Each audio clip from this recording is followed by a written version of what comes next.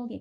कुछ प्लांट्स में जो एक्वेटिक प्लांट्स होती हैं वहाँ पे जो रूट्स होती हैं वो अराइज होती हैं नोड्स से, यानी जो उसकी स्टेम की नोड्स हैं वहाँ से रूट्स अराइज होती हैं, ठीक है। और फिर वो जो रूट्स हैं वो होती हैं स्पॉन्जी इन नेचर, और बिल्कुल ये एक कॉटन बॉल की तरह होते हैं। ये जो रूट्स होंगे ये बाल की तरह होते हैं, ठीक है। फिर क्या होता है कि ये जो रूट्स होते हैं इसका फंक्शन क्या होता है, ये प्रोवाइड करते हैं बायोन्सी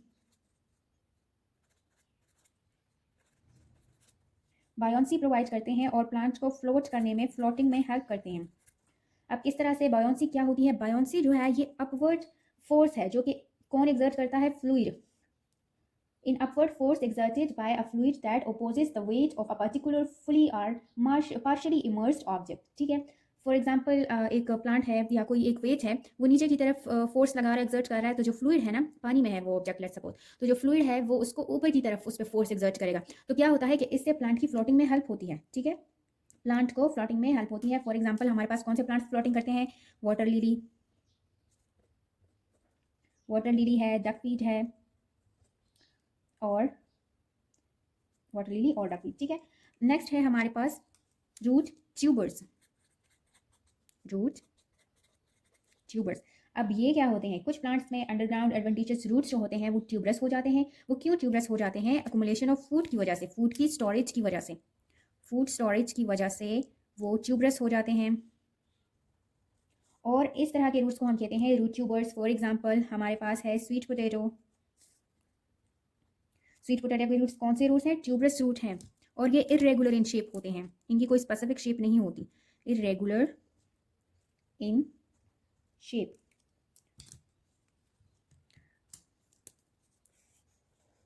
लेट्स सपोज ये क्या है, ये हमारे पास एक स्वीट पोटैटो है, ठीक है। फिर नेक्स्ट है फेसिकुलेटेड रूट्स। ये भी एडवेंटिशियस रूट्स होते हैं, लेकिन ये क्लस्टर के फॉर्म में अराइज होते हैं, और वो क्लस्टर भी ऐसे क्लस्टर्स होते हैं जो कि स्वॉलन हो, ठीक है। फॉर एग्जाम्पल, और ये क्यों स्वॉलन होते हैं, स्टोरेज ऑफ फूड की वजह से। फॉर एग्जाम्पल हमारे पास है एस्पैरेगस, या हमारे पास है दलिया, ठीक है। तो इनमें कौन से रूट्स होते हैं, इनमें होते हैं फेसिकुलेटेड रूट्स। फॉर एग्जाम्पल ये रूट है क्लस्टर के फॉर्म में अराइज हो गए हैं, ठीक है, ये सॉइल की लेयर है, ठीक है। और यहाँ पे ये क्लस्टर के फॉर्म में भी है और स्वॉलन हो गई है जगह जगह पे। तो इस तरह के जो रूट्स होते हैं उनको हम क्या कहते हैं, उनको हम कहते हैं फेसिकुलेटेड रूट्स।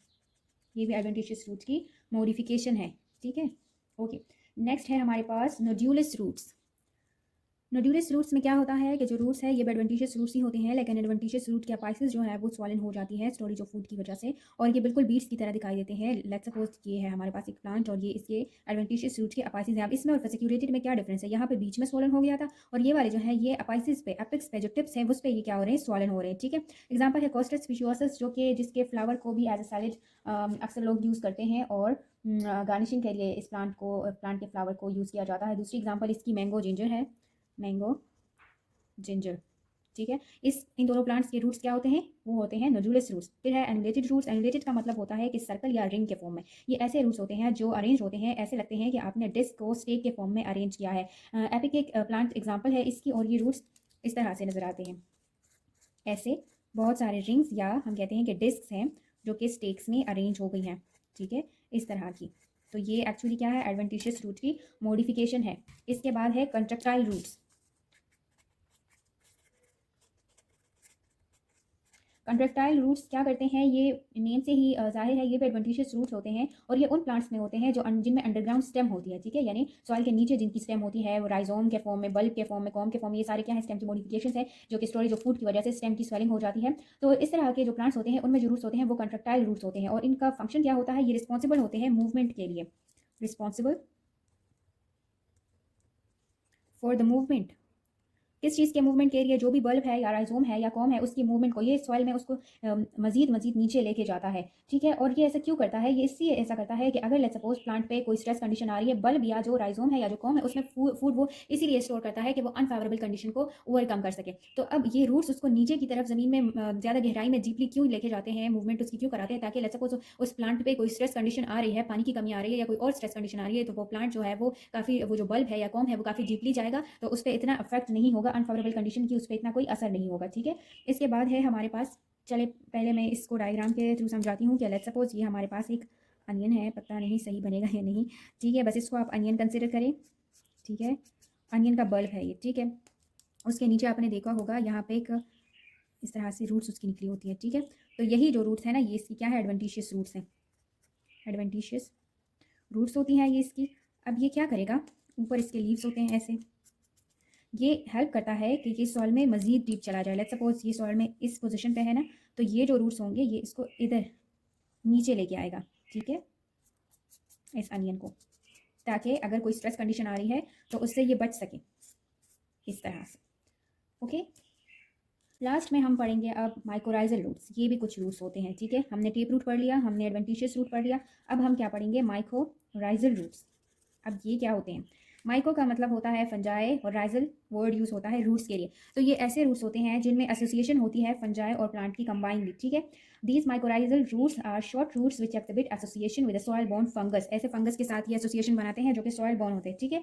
अब इसका मतलब क्या है इस एसोसिएशन का, इस एसोसिएशन ऑफ फंगस और हायर प्लांट्स का मतलब ये है कि ये प्लांट्स में जो प्लांट्स में नॉर्मली रूट हेयर्स होते हैं ना, तो रूट हेयर्स की जगह ये फंगस, जिनमें रूट हेयर्स की कमी होती है, तो ये फंगस उसके साथ अटैच हो जाती हैं और उसको न्यूट्रिएंट्स अब्जॉर्ब करने में हेल्प करता है, जबकि इंटर्न रिटर्न में ये प्लांट क्या करता है, फंगस को शेल्टर प्रोवाइड करता है। यहाँ इसके भी हमारे पास दो टाइप्स हैं, एक है एक्टोट्रॉपिक रूट्स, एक्टोट्रॉपिक रूट्स ये एक टाइप है इसका, और सेकंड है एंडोट्रॉपिक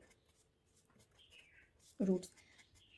अब एक्टोट्रॉपिक रूट्स में क्या होता है कि ये जो फंगस है ये प्लांट का जो रूट होगा ना, लेट्स सपोज प्लांट के रूट में ये इस तरह से सेल्स है ना, तो ये फंगस की हाइफी है। लेट्स सपोज हाइफी जानते हो, फंगस की स्ट्रक्चर में देखो, वहाँ पे फंगस के स्ट्रक्चर में क्या होता है, थ्रेड लाइक स्ट्रक्चर होती है, उसमें वो उसकी एक्चुअली हाइफी होती है। तो एक्टोट्रॉपिक में क्या होता है कि ये फंगस है ना, तो ये फंगस इस तरह से सेल के अंदर पेनिट्रेट नहीं करेगा, ये सेल है, ये सेल है, ये सेल के अंदर नहीं जाएगा, बल्कि सेल वॉल के साथ करीब करीब जाएगा, between the cell wall of, ये दो सेल्स हैं, इसके बीच के सेल वॉल्स हैं, तो यहाँ बीच बीच में ये जाएगा।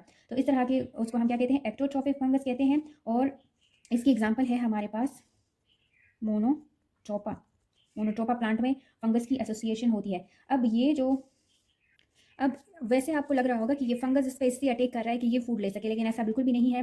ये जो मोनोट्रोपा वाला प्लांट है ना, ये इसमें अपने लीव्स नहीं होते, ठीक है, ये ऐसा प्लांट है जिसमें अपने लीव्स नहीं होते। तो लीव्स नहीं है तो इट मीन्स ये फोटोसिंथेसिस भी नहीं कर सकता, तो इसको फूड अब ये फंगस बेचारा प्रोवाइड कर रहा है, ठीक है। तो एक्चुअली ये प्लांट जो है ये पैरासिटाइज कर रहा है इस फंगस को, ठीक है।